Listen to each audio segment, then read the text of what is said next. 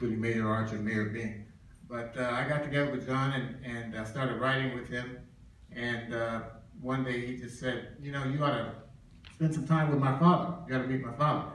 And I was excited about that because I knew the Barfield companies were a great company. Having been an avid reader of Black Enterprise magazine for years, I knew that the Barfield companies were at the top of the BE 100s list, along with many other great Detroit companies. Detroit's dominated that list probably for 40 years now. Yep. But I jumped at the chance to still currently today. Absolutely.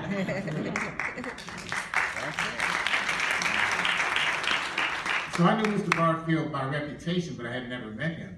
So I jumped at the chance to sit down and have a talk with him in his office. And I discovered in about 5 minutes what a great storyteller he is. As you can tell from the film, he will start telling a story and not stop. In fact, he goes from one to the next, to the next, to the next. But if you can stand it, you absorb all kinds of knowledge. I'm teasing. It's really been a joy to spend time in the presence of Mr. Barfield. As you can imagine, watching the film, it's just a great experience. I have to say, there have been several occasions where we have sat during our interviews for the book, and he would start on a topic and just go. We went straight for 3 hours on more than one occasion, and I don't think I saw Mr. Barfield pause one time. So are you saying he had another career? Absolutely. But I suggested once I heard Mr. Barfield telling these stories that we worked together on a book about his life, his autobiography. Yep. He said he had an interest in it for years, but had never really followed through on it.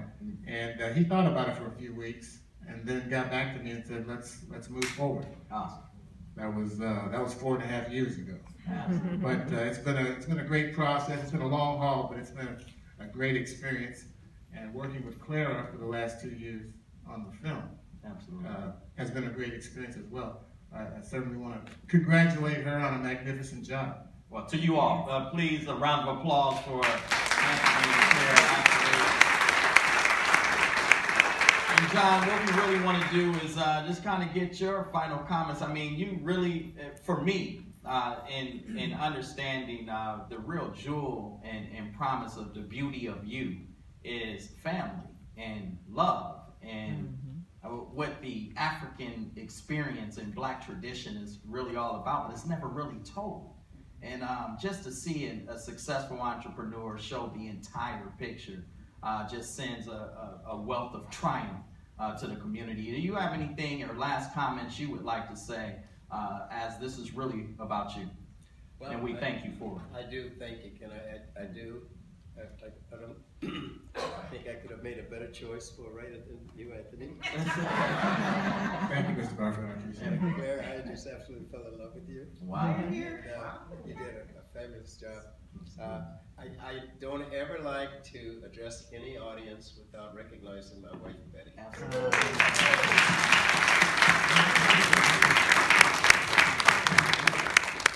And I always like to kind of tell a little story.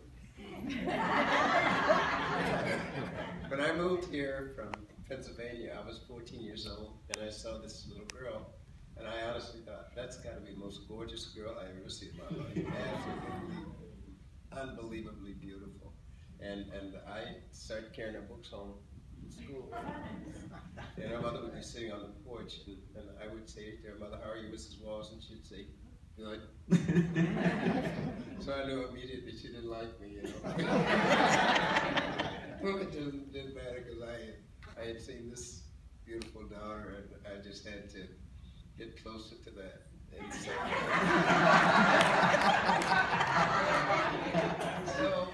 I did this for about 3 years, and it never got much warmer.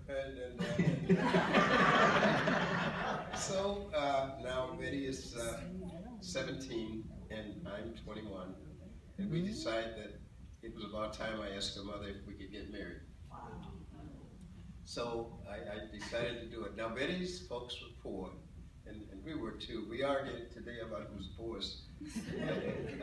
I said, you were poor than we were, because you lived in this little raggedy house. And she said, yeah, but you lived in the projects.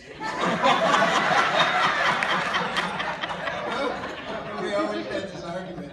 So anyway, but I had a little car, and I worked for the university, and I would get off my job early so I could come home, and occasionally I'd give Betty's mother a job to Ann Arbor, a ride to Ann Arbor, where she worked at St. Joe Hospital.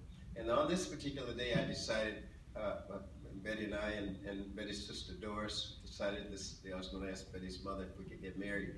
So we were halfway between Ann Arbor in front of the Arborland shopping mall, and I finally got my courage up and I said, Mrs. Walls, and she said, what? I said, could I please marry your daughter? And she said, God, no. So I pulled my car over to the side of the road. She said, why are you stopping? I said, so you can get out and walk the rest of the way.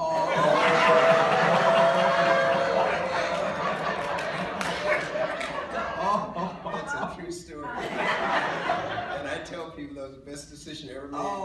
So I pull over and she looked at me, and all of a sudden she bust out laughing. And she gave me her permission to marry Betty. Now that's been 67 years ago.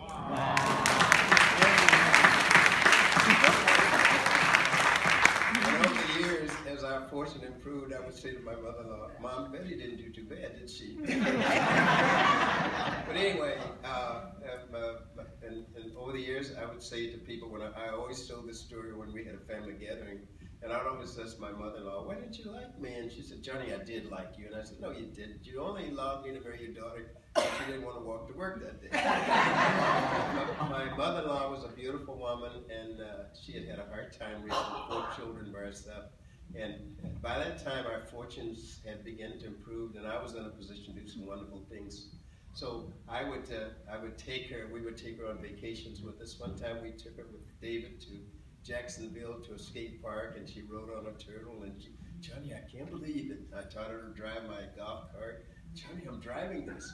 I bought her first swimming suit. Johnny, I couldn't wear this in public.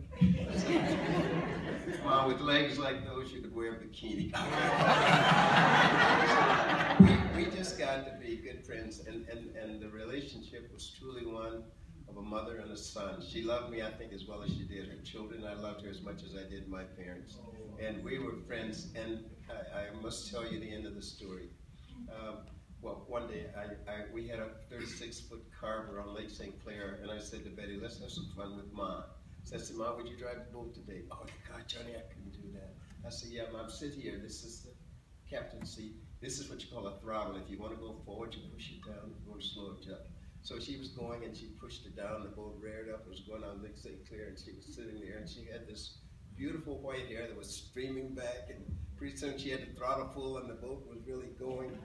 And it was just fun to watch and to spoil her and to enjoy her. Now, on the few weeks before she died, Betty and I are sitting in a room with her, and she's sitting there looking toward me, and I said, Mom, why are you looking at me like that? She said, because Johnny, no one has ever had a better son-in-law.